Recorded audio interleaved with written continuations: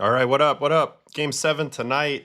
It is 1:11 p.m. on Saturday, November 1st. I kept changing the time around.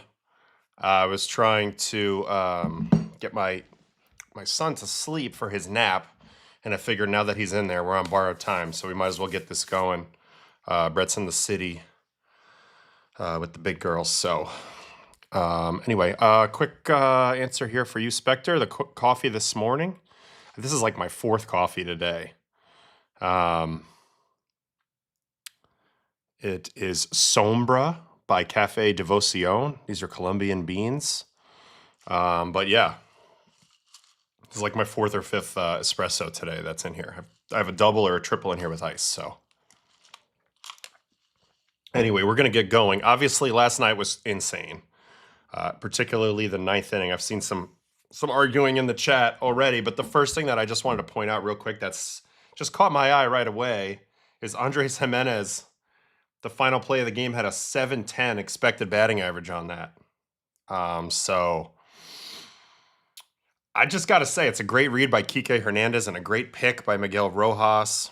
It's just a great defensive play. It's not a bad swing. He breaks the bat. 710 expected batting average. It's a pretty good job by Jimenez, in my opinion. But they don't score. So I guess we can go back to the game for a second, do a quick... I'm not going to do much of a recap because we got to get ready for Game 7 tonight. But we can go back to Game 6 for just a moment. It was a very fascinating game. Yoshi was good. Looked to me like he got tired a little bit. I mean, he still ended up throwing up 0, I believe, in the 6th inning. But either way, it was pretty crazy that he pitched as well as he did, as did Gosman. I thought was really, really good as well. All right, here's the final play. I want to look at the high home for a second, just see where Kike is. I feel like he is pretty dang shallow. There's Kike right there.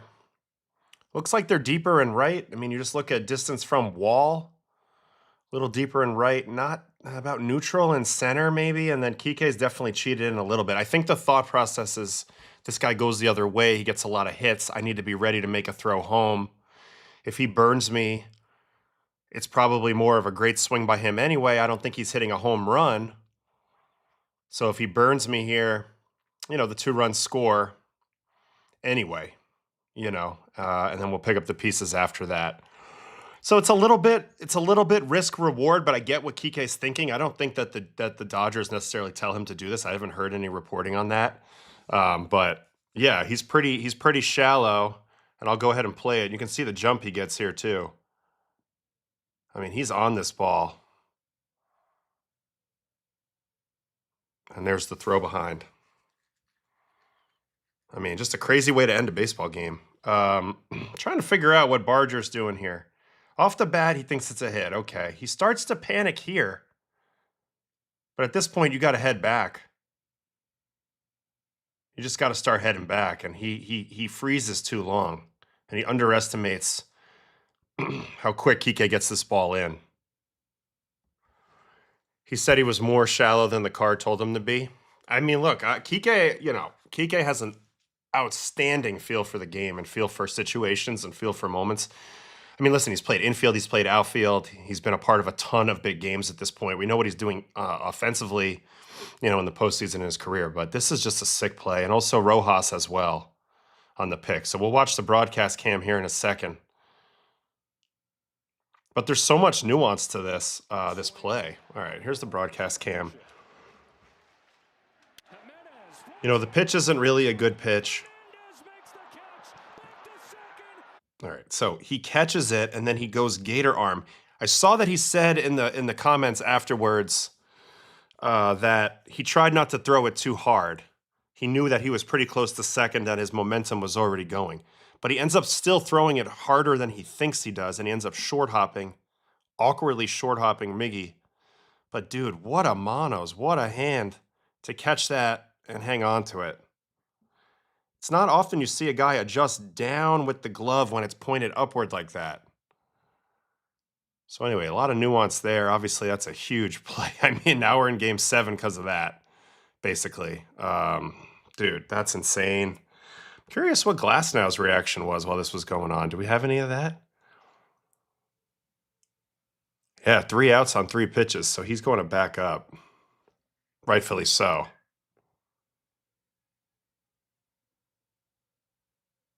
So nobody really thought this ball was getting caught. Everybody's baseball instinct was that this ball was going to drop.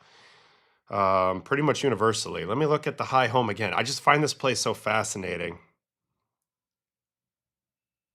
I mean, while the ball's in the air, you see the mechanics. Muncy's getting ready to get into the line to home plate for the play at the plate. Mookie is kind of in no man's land. Right now, he starts pointing to second base, which is kind of crazy because he didn't see the runner, but he does a peek. Oh wow, this is great. So Mookie's right here, obviously. I'm going to rewind it just a touch. It's really hard to see because this camera angle, I can't really zoom. Hold on.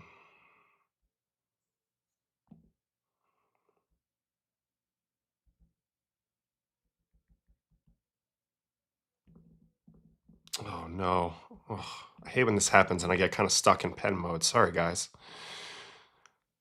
But he peeks. What happens here is Mookie actually sees him out of the corner of his eye and peeks. You can see the head. Then he starts firing back with the right arm, like throw behind him, throw behind him, throw behind him. Not that Kike needed any help, but I think it's a cool piece of something to look at. All right, so watch Mookie at short. Right there, he looks.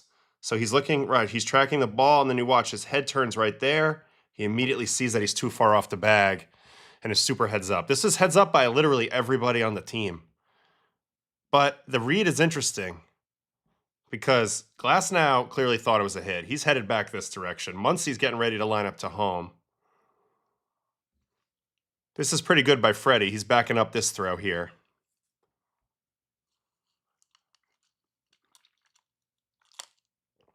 This little move by Barger kills him. Just this move right here. There's like a little bit of an extra go for some reason. And that's the ball game. Anyway, let's watch the pitch sequence of this. So he starts him with a curveball.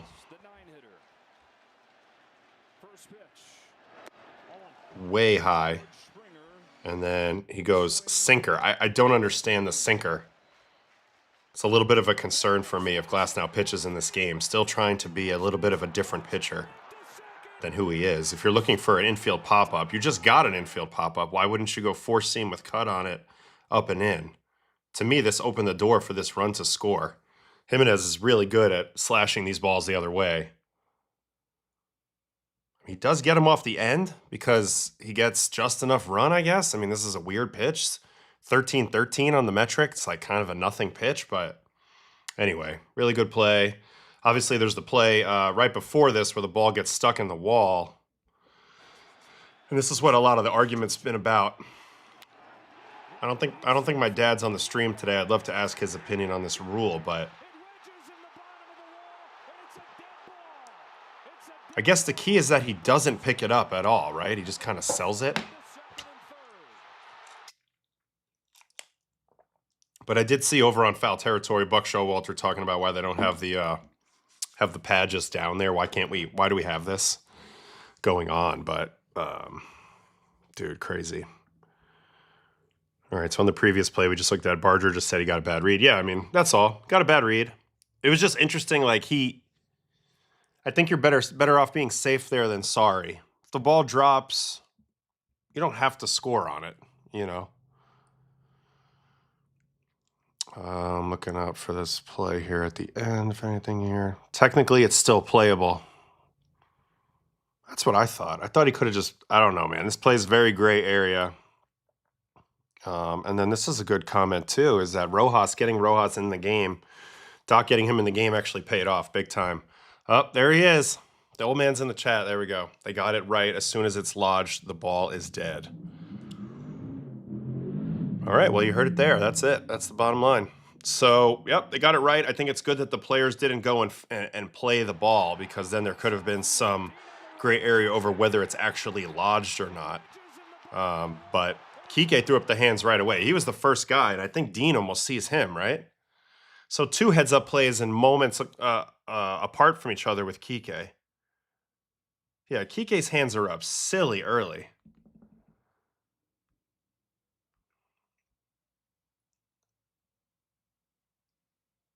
There they go right there. So his hands are up first, and then Dean, I think, sees him out of the corner of his eye and shuts it down. So anyway, that was crazy.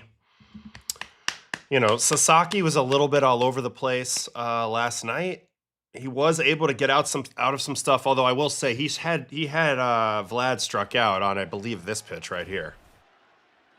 I mean, that's a strike all day. All day. Will Smith's glove kind of gives a touch, and that's why I don't think they get it, but that's a strike all day. And he ends up walking Vlad, and I really thought that this is where the comeback was going to happen the first time. But then after that, you know, he gets a pop-up and a ground out. And, you know, really the question with Roki is just like, can he throw enough competitive splitters or forkballs, basically. So you can see that his command kind of comes and goes. He's trying to throw as many forkballs as he can because they're basically unhittable. But, you know, they're going to need him maybe again tonight if they decide to trust it. So we're going to go ahead and get into the packet and start looking into Game 7. As we know, Yoshi pitched pretty well. I thought he got tired in this game a little bit. Gosman also pitched well. The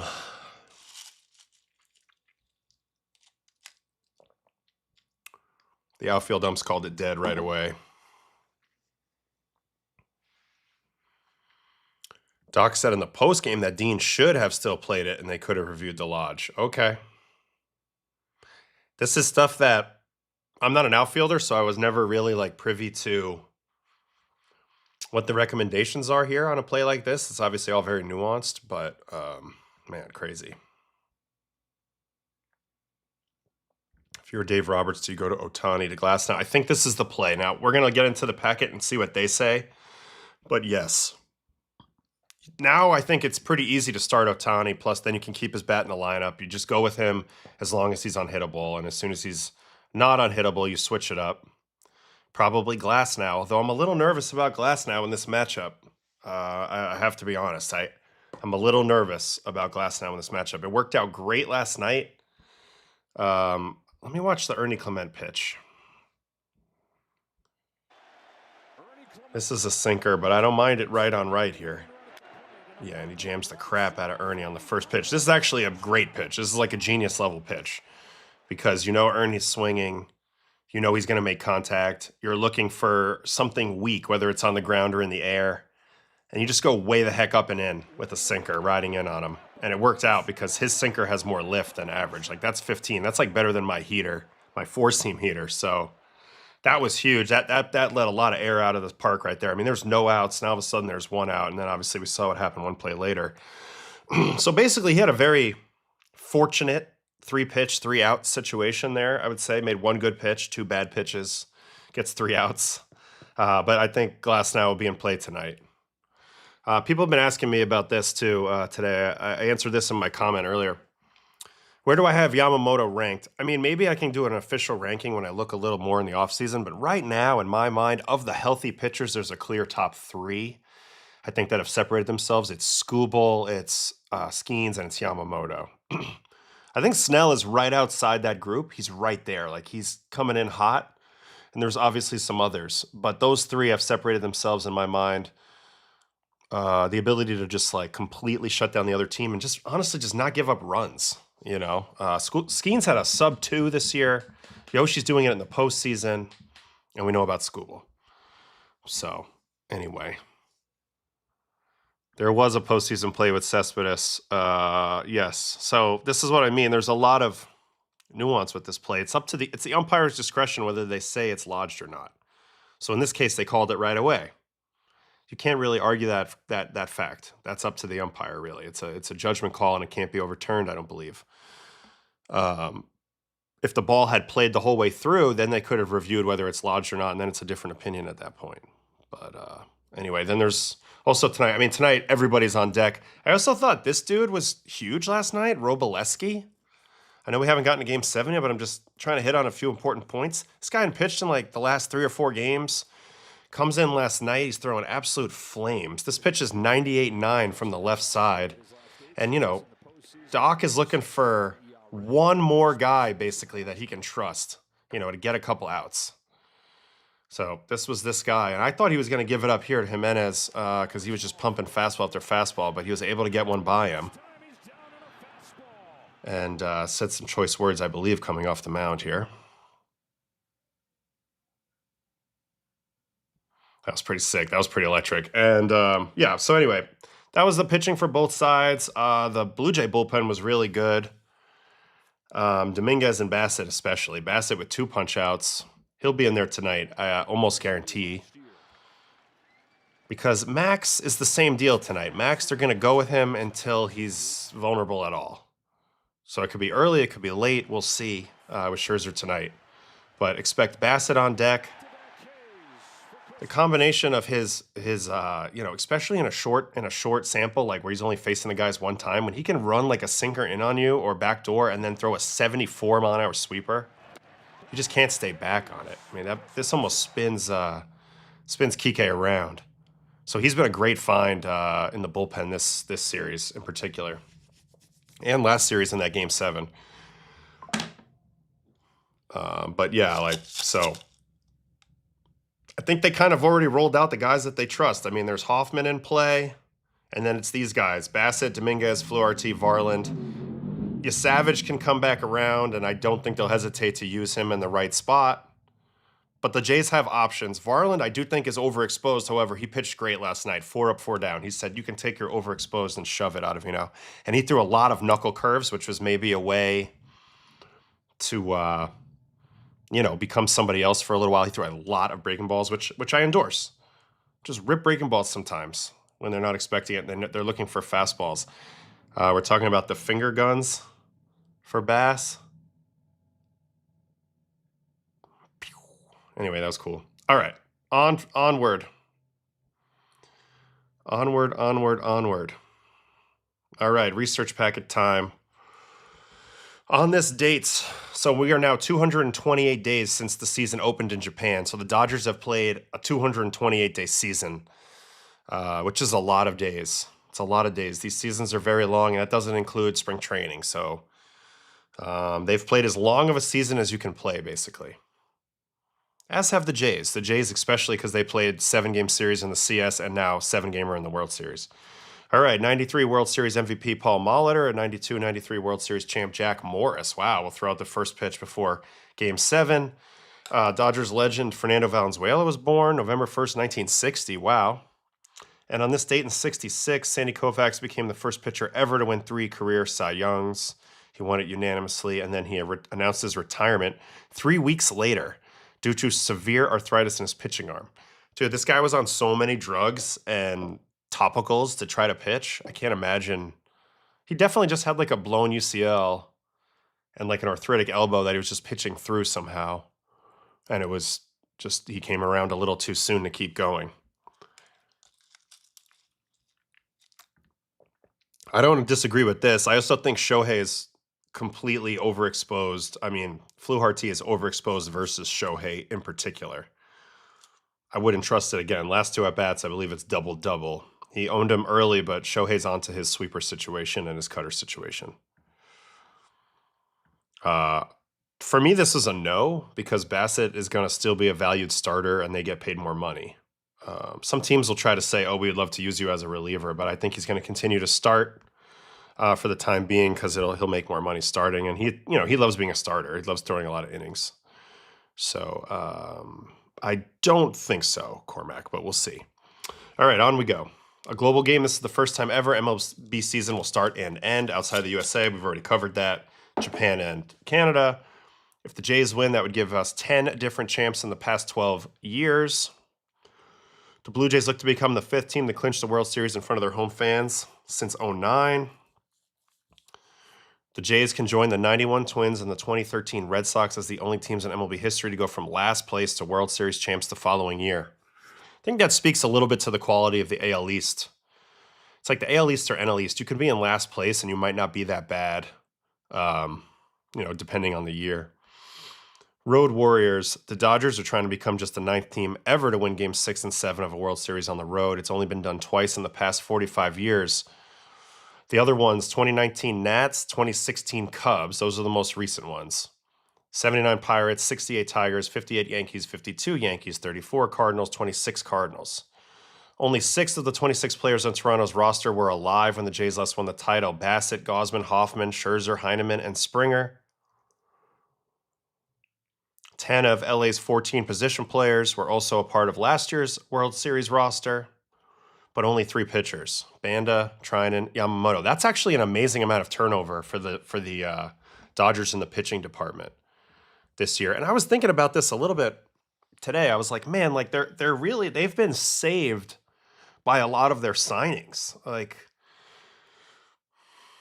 I mean, Ohtani, Yamamoto in particular, they'd be nowhere without those 2 guys right now. They'd be up Schitt's Creek for sure. Teoscar is another one. But, you know, it's like they've always had great players, but they continue to replenish those great players. Like, they're turning out some homegrown guys as well, and they're doing other things on the margins, but they're also replenishing.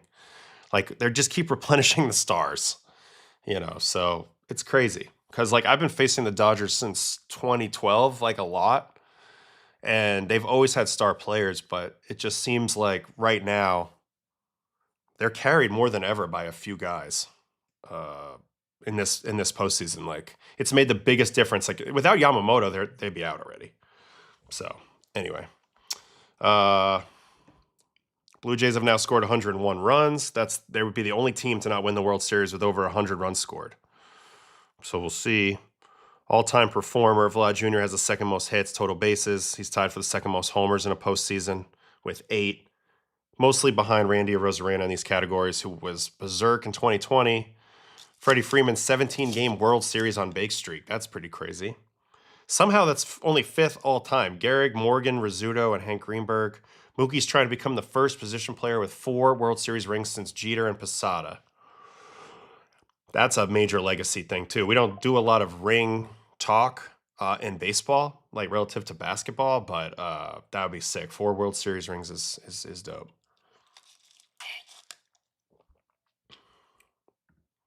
Still think Jays should have went with Bieber in Game 3 and Max in Game 4, not the same Max we knew. And, you know, that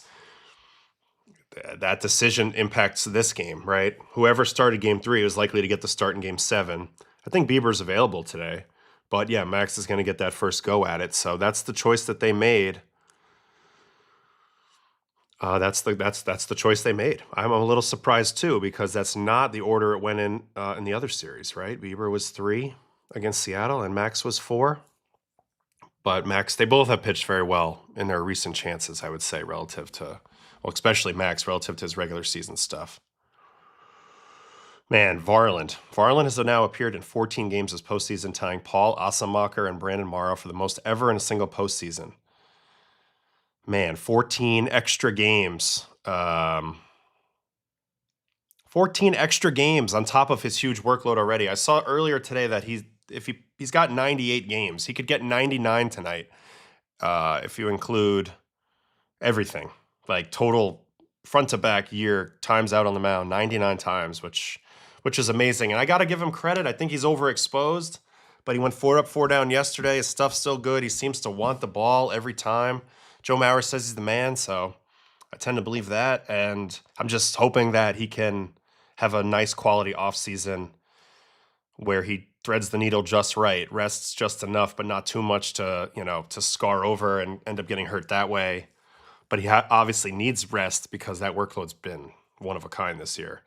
Sudden death. Dodgers have won 10 of 13 winner-take-all postseason games since moving to LA. Okay, Game 7. This will be the first Game 7 for a Toronto-based team in a championship round since the Maple Leafs hoisted Lord Stanley's Cup in 1964. It's the first World Series Game 7 for the Jays. Raptors have never had a Game 7. Leafs won all 3 of their Game 7, 64, and then way back in 45 and 42. All right, more stats about home runs. We know. Teams to play Game 7s in the CS and the World Series in the same year. There's not as many as you think. 85 Royals, 86 Red Sox. Wow, that ended in heartbreak in Game 7 versus the Mets. 87 Cardinals, 91 Braves, 17 Astros, and now the 25 Blue Jays. More stats. One game separated these teams through 162 games. Toronto had one more win, and one game will separate them in the World Series. With the Jays' victory, they remain one of just two teams that will play in multiple World Series and win all of them. It would be their third title in three World Series. The Marlins have won both, and the Angels and Nats have won the only one that they were ever in.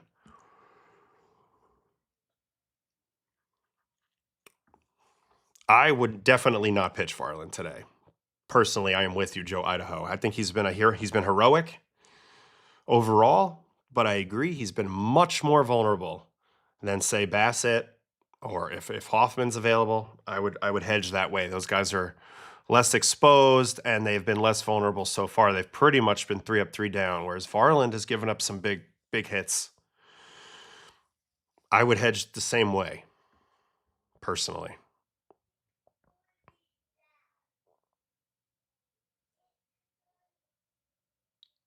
Hold on one sec. I think I hear somebody.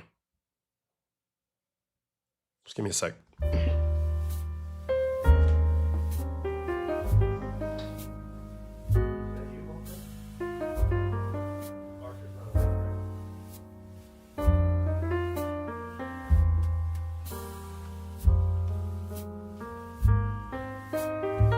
All right, never mind. We're back. Nobody's awake. Panicked there for a second. All right. Odd but true. While the Jays had a bye in the ALDS, Saturday will be Toronto's 14th playoff game over the last 20 days. Saturday marks the Dodgers' 15th playoff game in the last 29 days. Batters, when facing a reliever 3+ times this postseason: 245, 330, 431, including last night 2 for 8, 2 doubles, 3 Ks. This is going to show up at some point. This is part of my argument with the Varland stuff. Lauer is kind of the long guy. I don't think he matches up particularly well. I know he threw the 4 shutout innings or whatever in that Game 3 and was pretty damn good in that game. But I would bet the analytics are keeping them away from Lauer a little bit and pushing them towards some of the other guys, especially in left-on-left matchups. Like, his arm slot's so high, and Ohtani likes that, if that was the matchup. All right. George Springer gave a pep talk to the subdued Jays clubhouse after Friday's loss. According to Tyler Heineman, George is the one that put the music on, and he said, if you told us day 1 of spring training that we were going to be playing Game 7 to win or lose the World Series, would you take it? Everybody said yes. He said, so let's go. We have one game to play for everything that we want. All you've got to do is just go out there and be the best you can and do nothing different. I think that's true. I know they were disappointed that they didn't come back and win that game last night, but you have one game. If you would take one game to win it all at the beginning of the year, then you got to just lock in for this one. All right, we got some tweets here. The last time the Blue Jays had a shot at clinching the World Series, there was only 228 websites in existence. The number 1 movie was at the box office was Beverly Hillbillies. Motorola flip phone, desktop computer with only 8 megs of RAM cost $2,800. And then this was dope that all the guys, even on the Jays, were wearing the 51 for Vesia on the side of the hat. I like that a lot.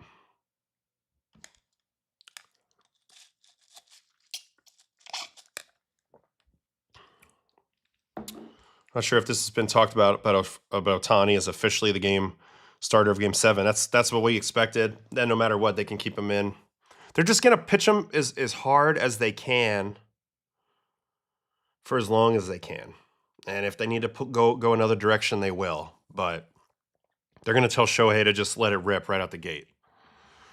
All right, fun fact, just 3 months ago, Fred McGriff was coaching Trey Savage at the Futures game. That's insane. He was in the Futures game this year. All right, the usage, I actually have a better file for the usage that we can look at really quick here. This one's way better. All right, so as we know, nobody played on Thursday. That's why a lot of this is really less important. I'm looking, as I look down the list here, there's really nobody that can't pitch in this game, except for probably Yamamoto, who maybe you can't even rule out Yamamoto. And Gosman's not pitching, right? So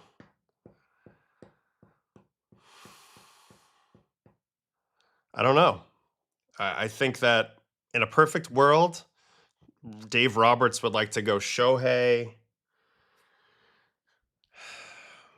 Glass now, maybe a touch of Sasaki, maybe Roboleski because he looked so good last night. I don't know. That's about it. And then in the Jays situation, Max. I think you also have Bieber in the mix here and Savage. So that's big. And then all these other guys, but I don't think Fluharty necessarily. All right. Let's keep it going here. Home plate umpire tonight, Jordan Baker. So that's a big spot for an umpire. Game 7.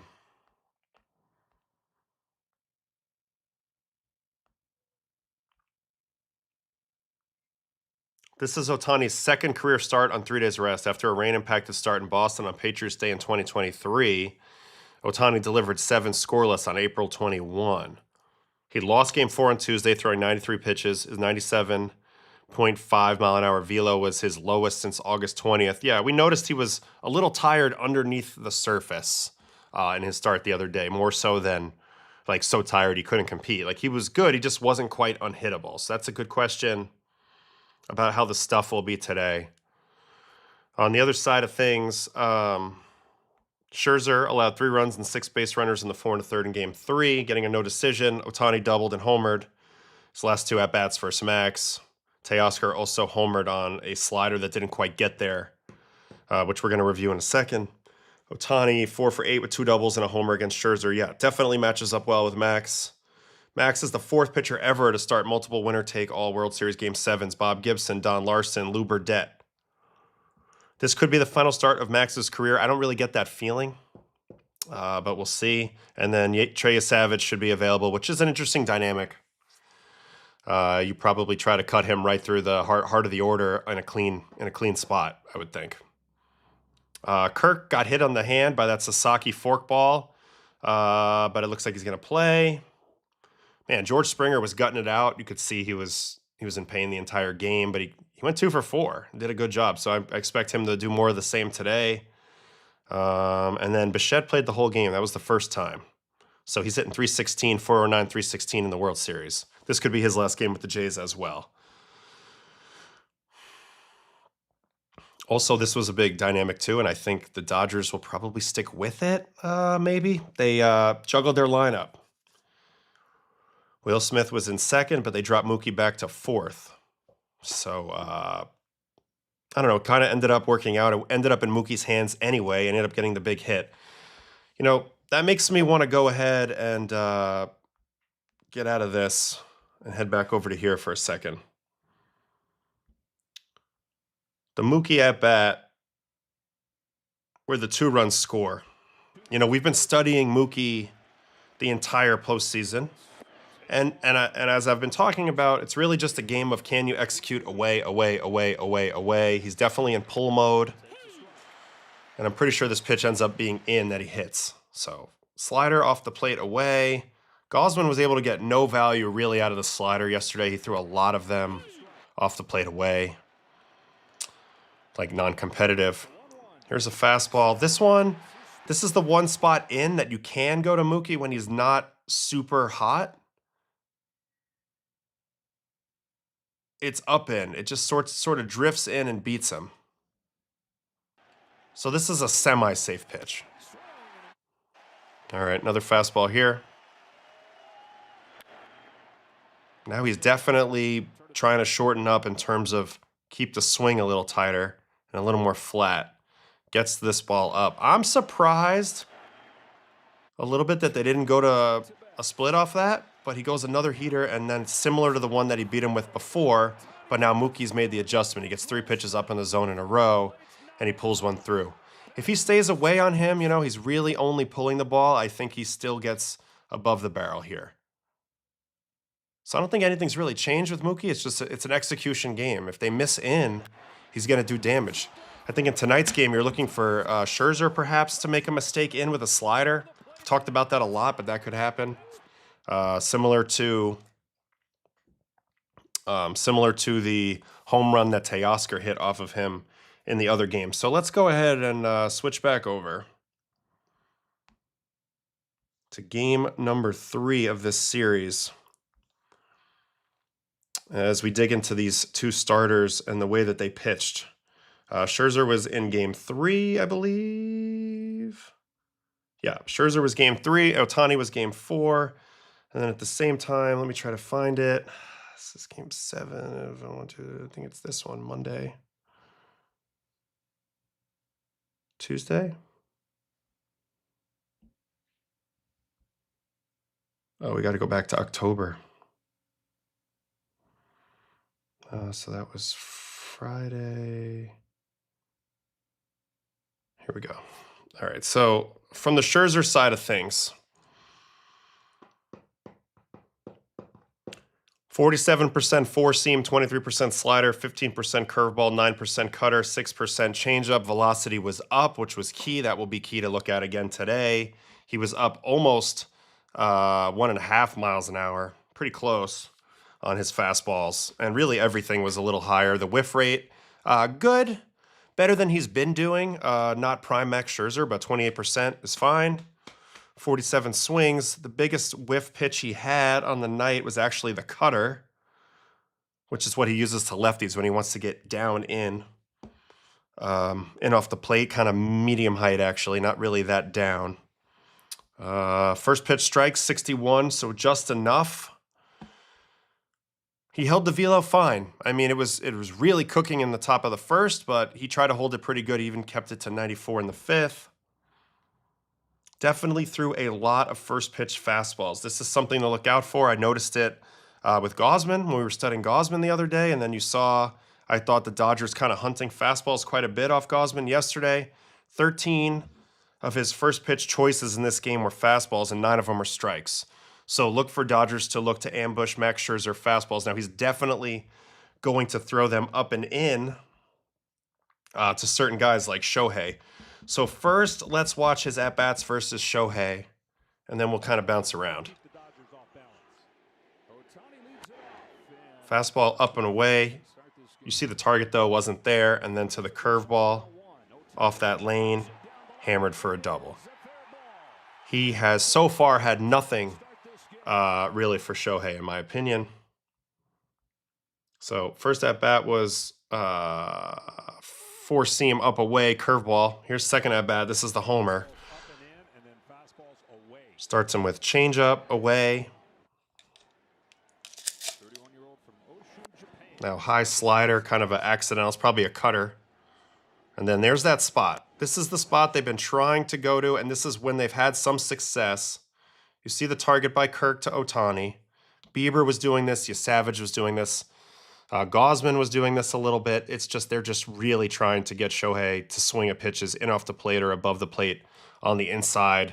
They really feel like that opens him up for more chase later. And Max does a good job of it right there.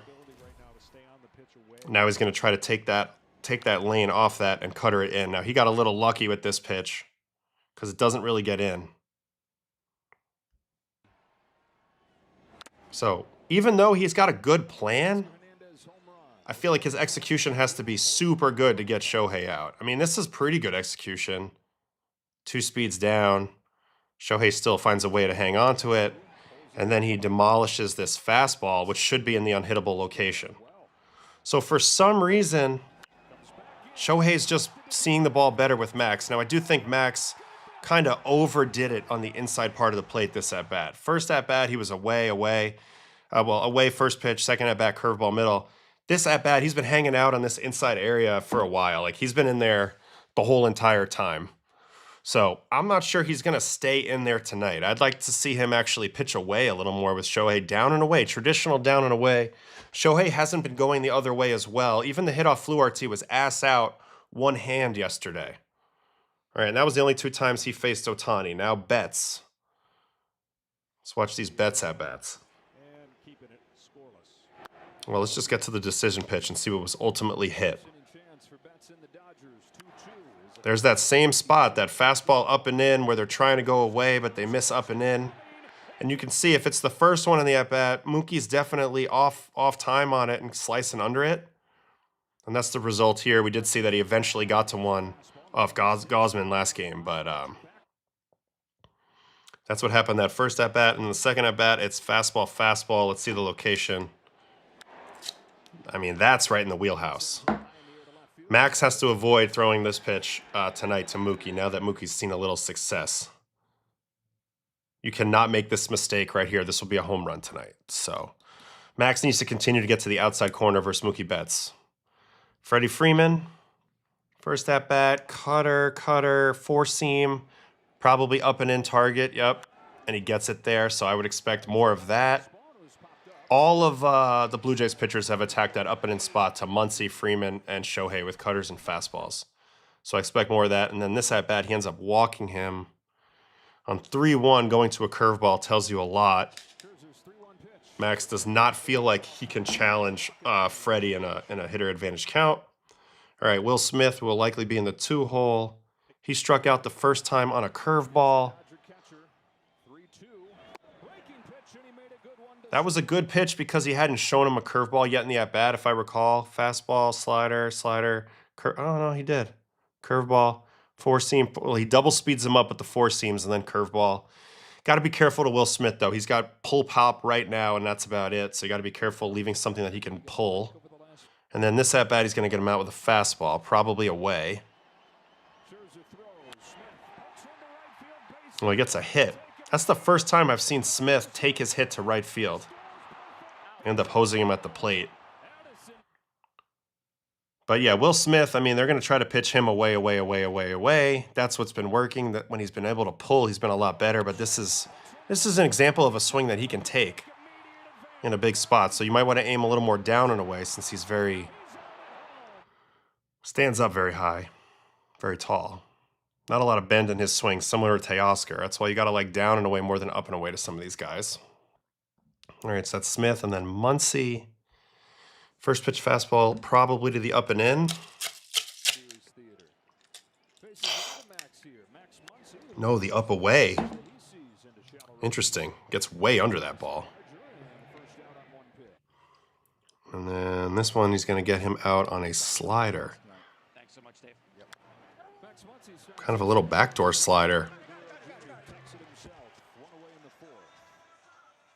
I feel like Muncy could have had better at-bats this postseason, but we'll see what shows up tonight, Game 7. All right, here's the slider to Teoscar that gets clipped. So I've been talking about it a lot. I think that's a little bit of a thumb thing. I don't think it's like a Max doesn't know how to locate his slider away anymore. But he's been having a little trouble at times getting the slider in the two-strike counts to the outside corner, and he's been leaving it in hittable locations. Most of the time, he's actually been backing it up a little bit more inside.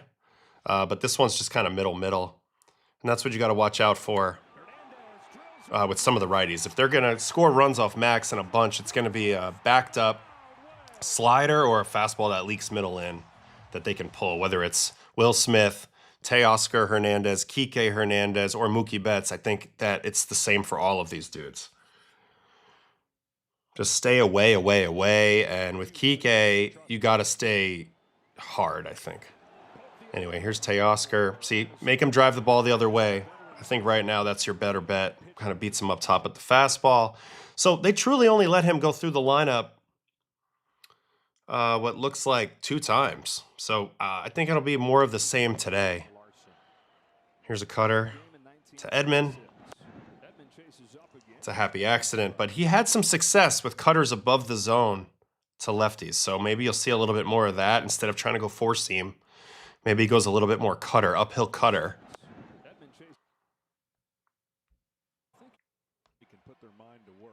Here's a four-seam. Uphill gets the pop up. So Edman, look for him to continue to pitch him up and in if he can. And then here's the Kike at-bats. This is the last batter for for Max. 87-2 slider. This one's a lot better. It's down. He probably tunneled it really well off a fastball. But he needs to execute on these 2-strike sliders. because there's a lot of slug in these Dodger righties if he makes mistakes, and I think he can. It's just a matter of summoning it, focusing it, and making the pitches. So there's a hit from Kike on a fastball. That's a little odd. But I think Max probably just threw him too many fastballs, maybe. Fastball, fastball, slider, curveball, fastball. All right, good swing there. It's going to be interesting to see how far he can make it in this game, what he comes out with, what his mix looks like. You know, he threw a lot more fastballs that last game than maybe I expected. I think cutter might be more utilized today. I could see that, and I don't know. I keep calling for changeups. Doesn't seem like Max is trusting the changeup very well. Very well. So anyway, that was Max last time. Now we got to go check in on Shohei, which I believe was the day after this. Game 4. Because he's the starter for the Dodgers, so should be this one.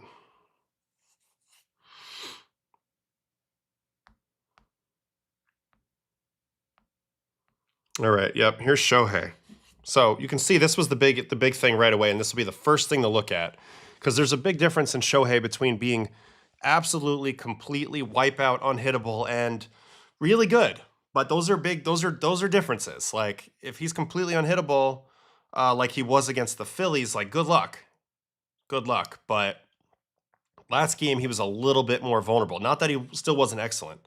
Still 33% whiff. Still 64% first pitch strike. Did a lot of things right. I mean, it's not like he's throwing slow. You know, it's slow for him, but it's still 97.5. You know, with the huge array of off-speed pitches. But you know, you can compete with that a little bit, which is what Toronto's probably hoping for. So, yeah, we'll see what version of him comes out. I actually think this is one of the few times where if you notice the velocity right away, it kind of matters. And if you're Shohei, you're not holding anything back. I don't think the strategy here is to try to pitch 9 innings. I think the strategy here is to pitch 1 inning as hard as you freaking can at a time until you just can't pitch that hard anymore. I think that's kind of the mode for today. Let's see here. This is a question about Max. Did they need to get twice through from Max, 5 innings or so, or are they fine if he only gives 3? Honestly, we're down to 1 game, 27 outs. They have enough pitchers to get through it, even if he pitches 1 freaking inning. You know, of course, they'd love to get 5 scoreless, but my point is with him, they're going to be watching him very, very closely at all times. You know, as soon as he looks vulnerable at all, whether it's in stuff or location, there'll be a guy ready. They might have guys ready the whole time. Like this is a College World Series game, basically. Like everything goes. This is a Dominican League championship game. Like this is where baseball completely changes, the 1-game format with this many people available. So, you know, they're hoping for greatness from Max, but they're certainly not going to wait around and expect it to come out of nowhere if he starts looking shaky. So that would be my and then this is honestly, this is the point. It's just been a great series. My wife's texting me. I don't think she's watching. Anyway, keep looking at this Shohei situation for a second. All right, what pitches were his whiffs with? I mean, he's still over 50% whiff on both his sweeper and his curveball and his slider, so all breaking balls. So I would expect him to up the breaking ball usage in this game. That would probably be the move. He never even got to the splitter. Splitter is when you know he's got it really rolling. But I would expect him to up his breaking ball percentage in this game, particularly if he doesn't have his best fastball. That would be my guess. Also, another guy who's been pretty heavy first pitch fastball for strikes. 15 of his first pitch choices were fastballs. He threw 11 of them over the plate. So if these trends continue, you're going to see some ambush fastball daddy hacks from both teams versus each other. Let's go take a peek at this game. This was game number 4. Toronto Dodgers, Ohtani. All right, should we go through the batters again that he's going to face, just like we just did for Max? I think that's the cleanest way. Let's just get started right away with Vlad. 3-pitch strikeout versus Vlad this first at-bat. Yeah, his four-seam had a little bit of perceived cut to it as well, but I expect him to go heavy on these pitches, sweepers and curveballs. Curveball there, and then another, sweeper there. Here's another sweeper to perfection. I would expect a lot of those type of pitch choices. Second at-bat is the home run. So he goes gyro slider for a take. And I mentioned why I thought Vlad took this ball. He sees spin. The last times he's seen spin are sweepers, and they're going this way. No sweatshirt, Brett. Just the green one, the regular green one. But that ball goes down, so it's kind of a lucky take. But I think that's why he didn't swing at that, because that was a good pitch. Then curveball. And he pops it up and in, but it's a ball. Then fastball, then he gets clipped on the sweeper. Which I think is more of a function with this matchup specifically now. You know, he dominated him with that sweeper that first at-bat, so Guerrero's got to be aware of breaking balls. Like, I did not look on that breaking ball. Shohei sees that. He's going to throw more of them, and then he's ready to capitalize on the mistake. This was that hanger. So I do think he'll throw more sweepers and curveballs. Even with Vlad, though, he's going to make sure he pulls them down and away. He won't make this mistake again. He might go up and in to get him off the scent, too. But you won't see that again today. I can almost guarantee you that. And then they face each other a third time, and he threw some anger balls. This was his hardest velos of the night, so there's 99. And even in a game where he was tired, he was able to summon some 99s when he needed to. So fastball, there's that fastball in, and now he goes curveball. That's probably the best curveball of the night.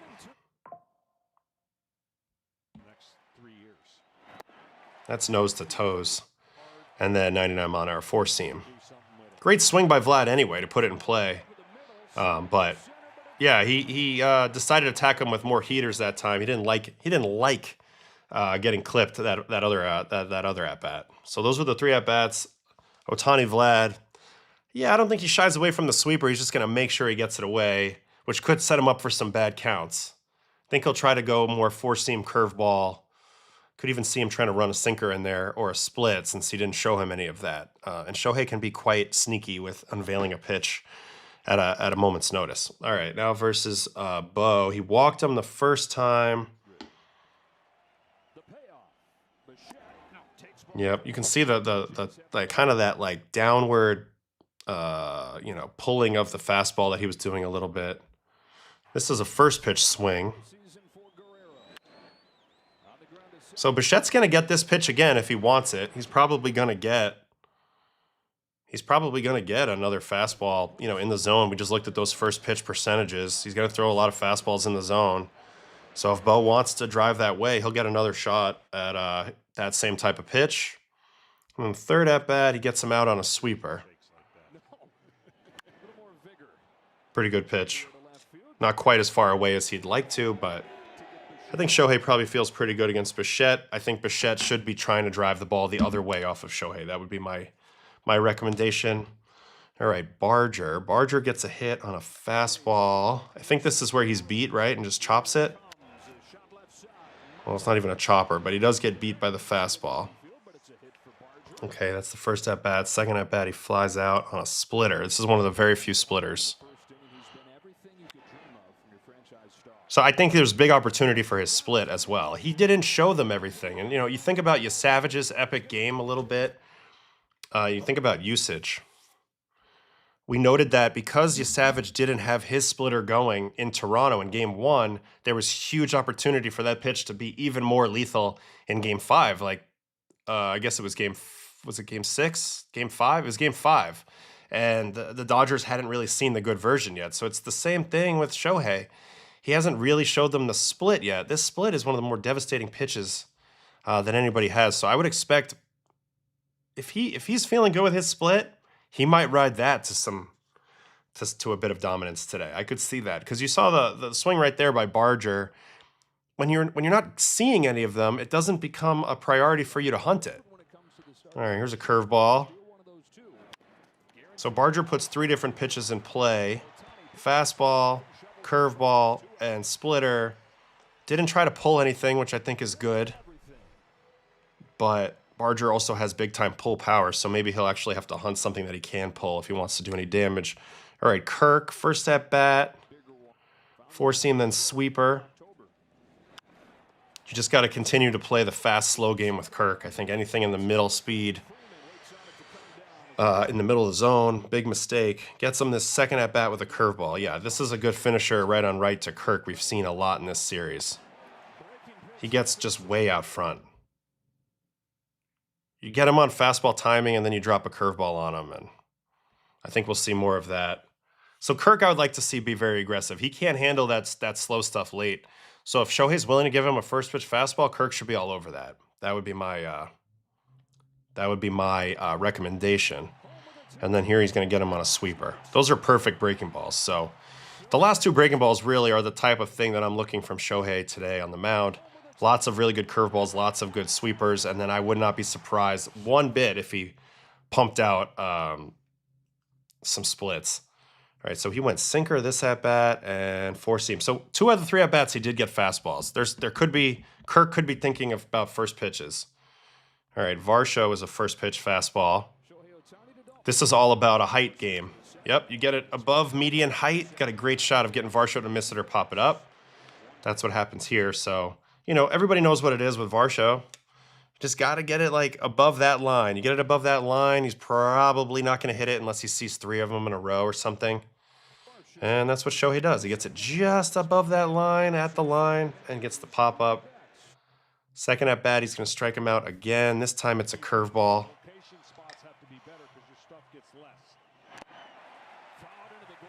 Varsho's been vulnerable to the curveball, especially oddly top shelf curveballs. Third at bat, though, he does get a hit on an ambush. So Shohei should be careful first pitch to Varsho. Because if Varsho is expecting fastball, it gives him a better shot to get to that pitch where he can't really cover. But also, if you make a mistake down, he'll barrel your shit. And this is a good pitch, but again, it's the second one that he's seen and fired at. So Shohei should be careful. I would like to see him go more off-speed with a few of these ambusher types. Early in the count. That's what I'd like to see. Like this guy, Ernie Clement. So he went first pitch fastball. First at bat he faced him last time. Gets him out with a sweeper. Off the cap. Second at bat, strikes him out. Starts him with a fastball. Also, I just think dangerous. Ends up punching him out with a fastball. That just had some weird alien movement on it, though. I mean, this is like a... It's like a cutter. It's like a 96-mile-an-hour cutter, basically, metrically. Look at this ball kind of zip across the way.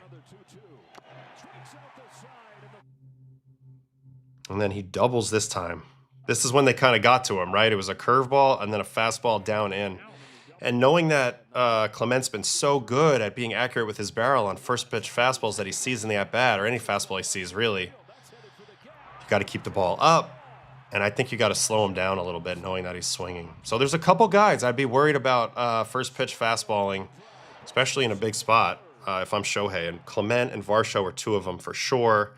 Springer would be another. He didn't play in that last game, but he's going to play today. Jimenez, this is a first pitch swing at a curveball. If he wants to swing at a first pitch curveball, I say go for it. So I expect maybe to see more of that. They'd be good with that contact. They need to get away from throwing Jimenez down in the zone in general, but especially down and away, because that hit by Glasnow yesterday on a sinker away, that's a pitch call that should never be made. Jimenez will get hits on those pitches, so they need to be careful with that. And if he flips the line, he's the guy who flips the lineup over with runners on base. He's so important. All right, strikes him out this time with a slider. That's a really good pitch. We haven't seen a lot of that in this series. This is like that back foot tight slider to a lefty from a righty. Really good pitch here by Shohei.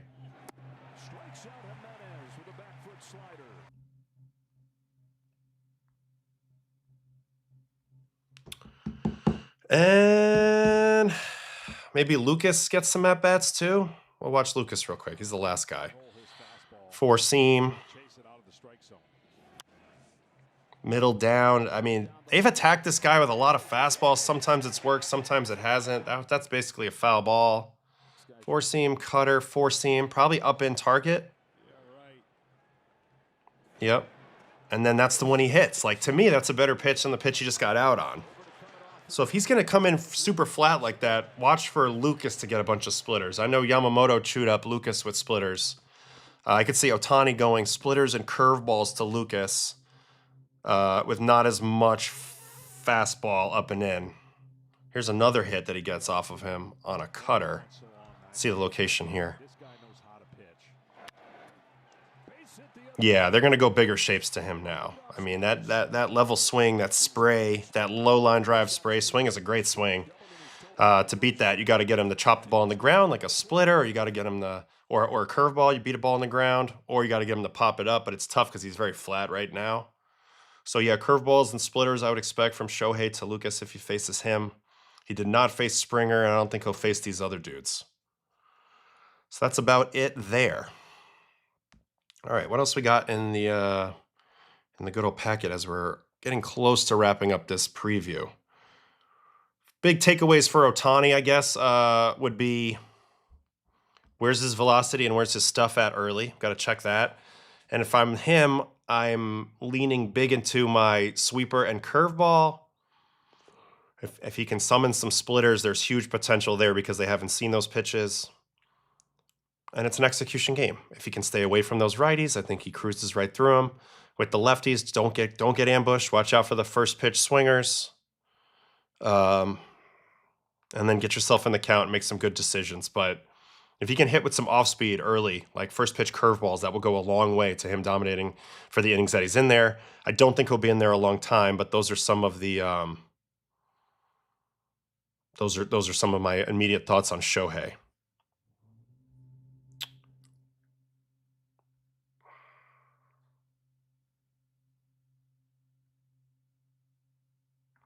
On the Jays side, Joe's saying, I think the Jays have to be fine with 3 from Schurz, both Bieber and Savage as possible in long relief. I agree. It's not about quantity. It's about quality at this point. So whatever he can give them that's quality, they'll give him a chance. This is also a notable point. I mean, the Dodgers have been in a hitting funk. I mean, that's why I do think there's opportunity in this start. They've seen Max a lot. His command has been okay, hasn't been pinpoint. We've mentioned a few ways that he can run into damage. It's about execution when those opportunities present themselves, if they present themselves. But we'll see. All right, back to this. See what else we got here. Unsung heroes from the Dodgers. Kike throwing the hand up. Glass now, which is crazy because 3 pitches, we mentioned 2 of them were not great pitches. One of them was, but he gets 3 outs. So you just got to give him credit for coming in there and attacking. Clement, he's swung at 69.6% of the first pitches he's seen, which is why you got to be careful with your first pitch choices. Hernandez's jump was an incredible 7.3 feet above average. This is a great quote by Kike. Somehow I was able to hear that the bat broke even with that crowd. The crazy thing is I had no idea where the ball was because it was in the lights the whole time. I gave Miggy a really hard throw to catch, and I think it was a better pick than it was a play on my end, which they were both great. So that was a little bit last night.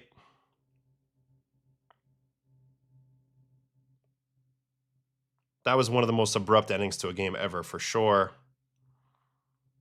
Postseason games ending on a double play, including an outfield assist. It looks like there's only been a few. 2023 NLDS Game 2 and Game 6. Wow, twice in that series. Braves and Phillies, and then this one. Potential pitching plans. This is what the researchers are thinking. We just went over what we're thinking, so we'll see what they're thinking.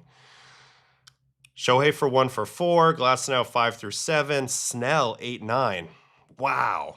Does Snell get another chance to impact this series? Are the baseball gods going to like the luck talk? I don't know if I'd put Snell back in the Wago. As great as he is, I don't know how I feel about that. And Ohtani, the reason why he's starting is so that they don't have to take his bat out of the lineup. But also, it made the decision easy when Glasnow pitched a few pitches last night. We talked about the velocity. That's important. We need to watch that.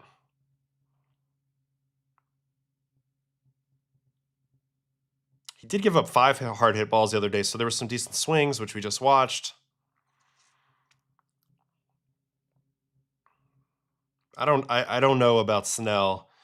Roboleski and Sasaki are 2 other guys that could impact this game. I would agree with that. Roboleski kind of got himself back in the mix with the way he threw the ball yesterday. Sasaki labored, but I feel like overall he's still very hard to hit, especially if he can land any forkballs. Schneider has the bigger circle of trust, which is what we were just saying. This is an ideal game plan from the research department. Scherzer 1 time through the order. You Savage next, Bassett, Varland, Hoffman. I would agree these are the 5 guys with the most trust right now, considering Max has to be one of them since he's starting. But yeah, I could see this being the plan. But again, I think it's about quality, and they'll just watch it. They'll just really, really watch it. This is a funny... Will Klein. Will Klein already did his part. Be cool to see him again, but I'd be shocked, honestly. If I see Blake Trinan, I'm going to go crazy. I don't think you will in this game. I could be wrong, but I'd be surprised, man, with some of the other options he has in this situation. Scherzer versus the Dodgers this season. He went 6 innings, 6 runs on August 8th, and then 4 1/3. Well, actually, it was 6 hits, 2 runs on August 8th. Remember, that was a home run by Mookie. That was it. It was a 2-run homer by Mookie. And then this last one, he gave up the 3 runs and didn't go as far. The velocity will definitely be up. They're talking about it here. World Series Game 4, 94.8. Hardest velo this season for Max. So probably see more of the same today. They're saying Scherzer should not face Ohtani twice. I mean, clearly he's got nothing for Shohei. That's the biggest issue. And Savage has crushed that part of the lineup. So this is what I was saying. This is the lane you want for Trey Savage. It's straightforward. It's the best 4 guys. Get Savage in there, clean inning to face this group, and you got to feel pretty good. Got to feel pretty good about it. Now, nothing's guaranteed. He's in uncharted territory. This is a big ask. But yeah, that would be where I would hedge. World Series comparison, 2025 Savage, 2014 Mad Bum. Mad Bum threw 5 innings in this game that occurred in 2014, and the most heroic shit I've ever seen. I don't expect quite that, but Savage has been quite good. Obviously, Bum was crazy. 7 innings, 1 hit in the first game, 9 innings shutout in Game 5, and then pitched 5 innings Game 7. I mean, that's the best percentage ever.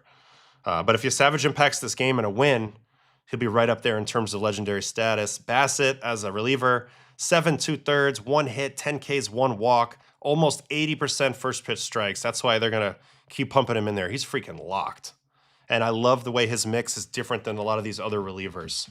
I also love his game off of Scherzer's game. Scherzer's more 4-seamers. Bass is more east-west. So I love all that. We talked about Varland, who's thrown a ton.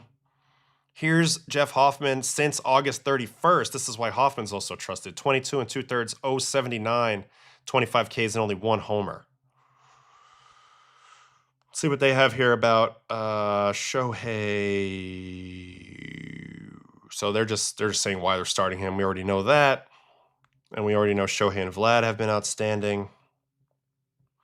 I think if the Dodgers win, unless Ohtani goes off today for the win, I think Yamamoto will be the MVP. And I think if the Jays win it, I think Savage has got a good shot, especially if he pitches today. So it could be a pitcher, which would be interesting on either side. But it could go. There's a lot of different options. A lot of different options.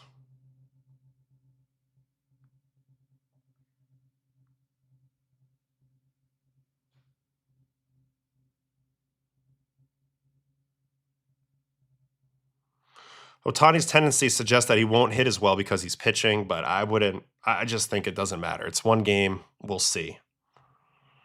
And obviously, this could be the last start of Scherzer. This is the last game of Kershaw's career. Not that he's probably going to appear. But yeah, it's the end of an era for these 2 guys. I mean, I think Max is going to keep trying to play. So we'll see. But yeah, they've both been legendary. They're both in my draft, 2006 draft. I'm just hoping this game lives up to it. I'm really excited for it. I'm not sure if we're doing the night stream or not yet. I don't know if I can swing it. I have a lot going on.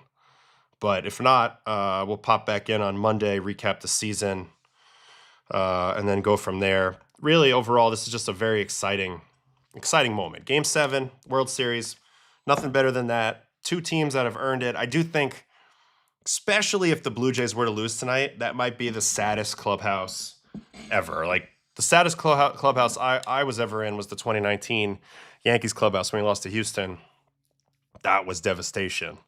And I've lost in game 6 3 times, but that one was pure devastation. Whereas I could see that, the Jays have been through it all.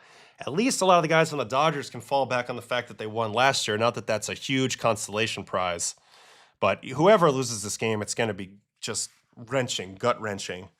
And whoever wins it, geez, it's going to be the top of the mountaintop, really. This is going to be absolutely amazing. So I guess this is, unless I stream later tonight, this will be the last Baseball and Coffee of the season. But it doesn't stop. We'll be doing Monday, Wednesdays, and Fridays in the off season. I'll be updating a lot of people with my posts. I have a whole lineup of people that have already scheduled, as the format on Mondays and Fridays will be more conversational, and Wednesdays will be more experimental, doing a lot of digging in on things, chat stuff, tons of stuff. But already have Pete Alonso, Eric Hosmer, Nolan Arenado, Trevor Story, DJ LeMahieu, like a whole squad of people that will be coming on and joining us. So that would be pretty cool. What do we got here in the chat? I was on the postseason roster, just not for the Dodgers series. But, I mean, it was sad. People didn't want to lose, but we felt like they were the better team. It wasn't as devastating as some of the other years that we've been through it. But, yeah, they probably could have. Don Mattingly would be dope. We're going to try to get as many good guests as we possibly can. So just stick around here with me. We're going to do a great job. But more importantly, enjoy the game tonight.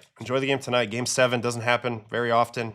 Both teams are going to give it their absolute all. This is going to be really, really fun. Really, really cool. So thanks for hanging for me. My son should be waking up from his nap any minute, so I got to get back to dad duty here. But anyway, it's been a pleasure. Thanks, guys. What a season. Hopefully it ends really well tonight. We'll recap the crap out of this World Series probably on Monday, no matter what, and go through everything and kind of go through big picture topics on the postseason and all that. I hope you guys are there to join me and you don't just forget about baseball altogether. But anyway, enjoy tonight. See you guys. Thanks a lot. Bye-bye.